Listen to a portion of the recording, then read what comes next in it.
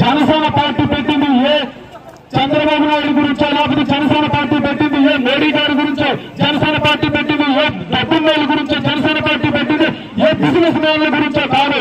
Janasena party పెట్టింది కేవలం బడుగు బలహీన వర్గాల కోసం ఈ యొక్క జనసేన పార్టీ పెట్టారు.